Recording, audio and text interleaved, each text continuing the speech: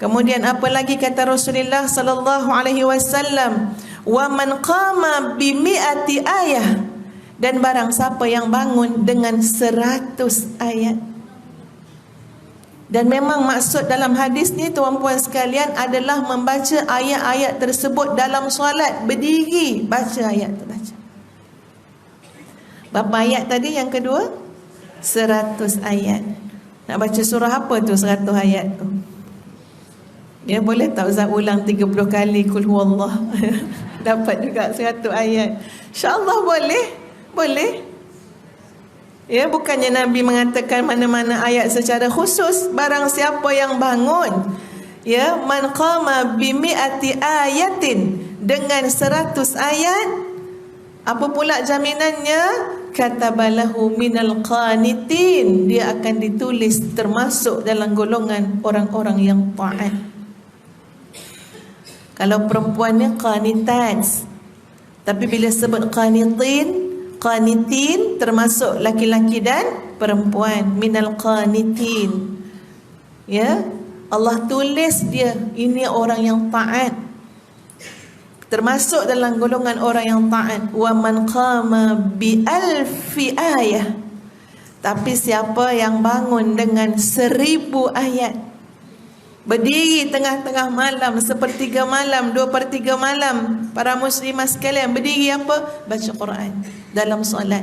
Berapa? Tak kurang daripada 1000 ayat. Apa yang Allah akan bagi? Katabalahu minal muqantarin, maka dia akan ditulis daripada golongan muqantarin. Apa dia muqantarin? Pahala dia mengalir berlipat-lipat kali ganda usahawan pahala. Tak kira waktu bila, pahala dia mengalir. Muqantarin, orang yang dilipat kali gandakan kebajikan dan pahalanya. Jadi kita sekarang ni bukan cerita 10, bukan cerita 100, bukan cerita 1000. Berapa muslimat? 1. Okey, pandang ustazah balik semula. Cuba baca ayat tadi. Ya, Masya Allah, kena ulang-ulang kan? Sebab apa ustazah suruh ulang, suruh hafal ayat ni? Allahu Akbar. Ayat ni terlalu besar peringatan dia untuk kita. Memang semua ayat Quran pun peringatan untuk kita, tapi tuan-puan, dalam keadaan kita tak boleh nak hafal, belum lagi boleh hafal 30 juzuk, minta hafal ayat 36 surah Az-Zukhruf. Okey, ni memang tugas ustazah lah. Minta alihkan kereta nombor WB3645C, kereta Myvi. Warna apa Kak? Sebab ada yang tak ingat nombor plat kereta. Ya, Cik pinjam kereta cucu tadi. Memang payahlah ya. WB3645C. Minta alihkan ya. Okey, cuba kita baca lagi sekali. Wa man ya'shu 'an dzikrir rahmani nuqayyid lahu syaitanan fahuwa lahu qarin. Barang siapa? Cuba.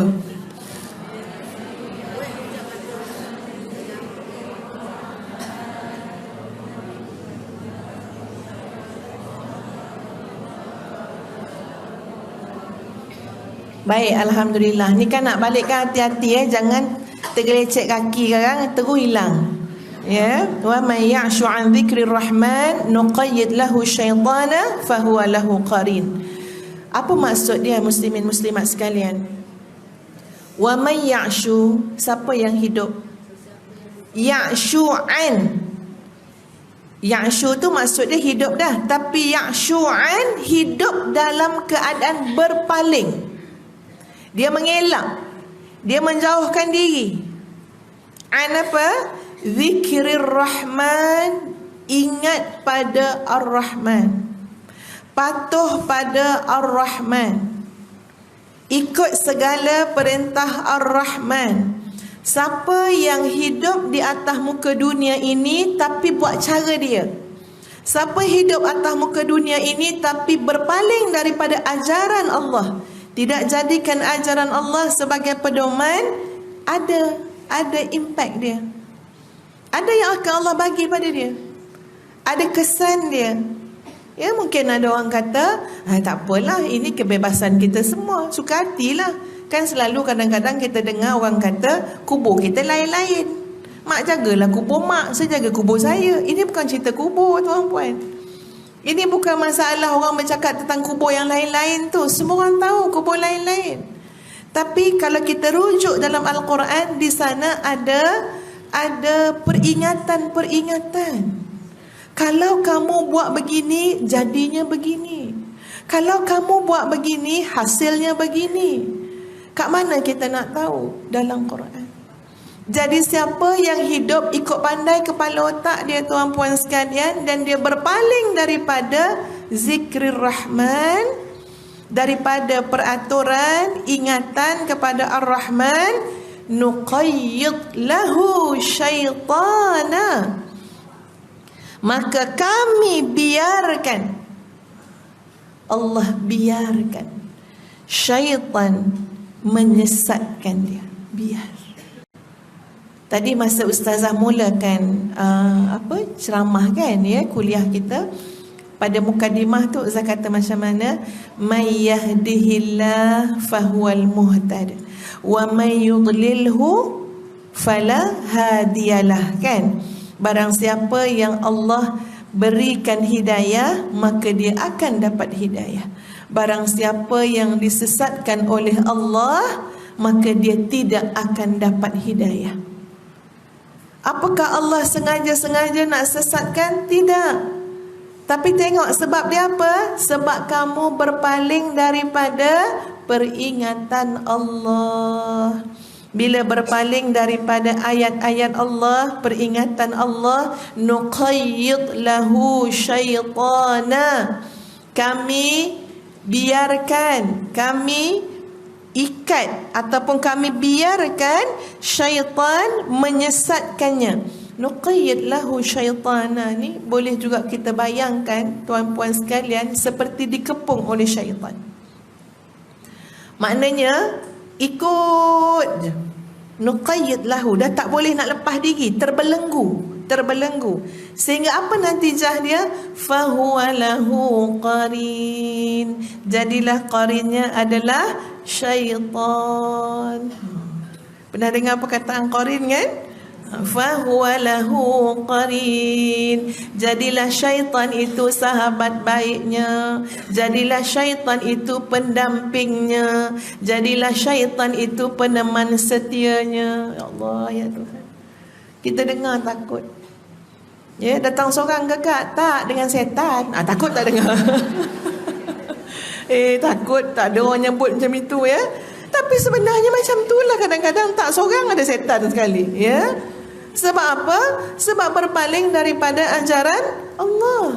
Takut sangat.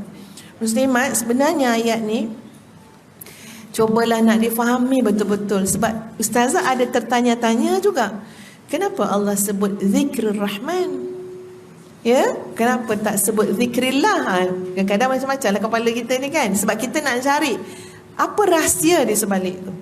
Ya, boleh juga kan, wa may ya'shu 'an dzikrillah, tapi dalam ayat ni Allah sebut wa may ya'shu 'an dzikrir rahman.